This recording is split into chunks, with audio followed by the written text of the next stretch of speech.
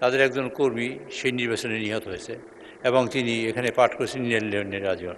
মাননীয় স্পিকার, পরবর্তীতে জানা গেছে সেই কর্মী নিহত হয় নাই। আমি ক্ষমা প্রার্থী যে তথ্যটা যেটা এসছে এটা আমার কাছে আসলে প্রশ্নটা এরকম ছিল যে মাননীয় চিফ হুইপ।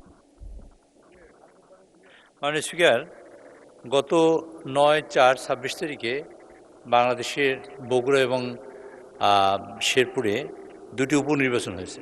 তা সেখান থেকে আমাদের মাননীয় সদস্য, শেরপুর 1 আসনে নির্বাচিত মাননীয় সদস্য হাফেজ রাশেদ, তিনি তার বক্তব্য বলেছিলেন তাদের একজন কর্মী সেই নির্বাচনে নিহত হয়েছে এবং তিনি এখানে পাঠ করেছেন নিরাজন। মাননীয় স্পিকার, পরবর্তীতে জানা গেছে সেই কর্মী নিহত হয় নাই এবং তিনি জীবিত আছেন। কাজে এই বিষয়টি যেহেতু সংসদে এসছে, জীবিত আছেন, যেহেতু বিষয়টি সংসদে এসছে এবং রেকর্ড হয়েছে, সুতরাং এই বিষয়টি আপনি এক্সপান্স করার জন্য আমি আপনাকে অনুরোধ করছি। ধন্যবাদ মাননীয় সদস্য। রাশেদ সাহেব আছেন এখানে?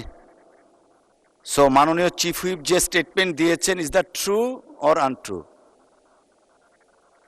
জি, রাশেদ সাহেবকে একটু দিবেন প্লিজ। মাননীয় স্পিকার, আমি ক্ষমা প্রার্থী যে তথ্যটা যেটা এসছে এটা আমার কাছে আসলে প্রশ্নটা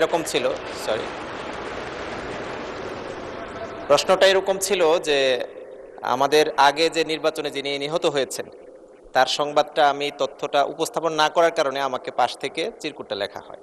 কিন্তু আমি পড়তে গিয়ে আগে শব্দটা তখন দেখিনি।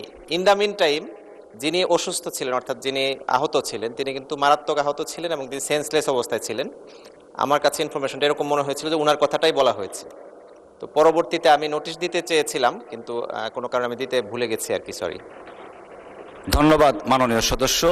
সো মাননীয় চিফ হুইপ, এটা এক্সপান্স করা হলো। At the same time all the members, honourable members, আমরা যখন মহান সংসদে যে কোনো স্টেটমেন্ট দেই, আমরা নিজেরা ক্লারিফিকেশন করে মহান সংসদে উপস্থাপিত করব ভবিষ্যতে। ধন্যবাদ সকলকে।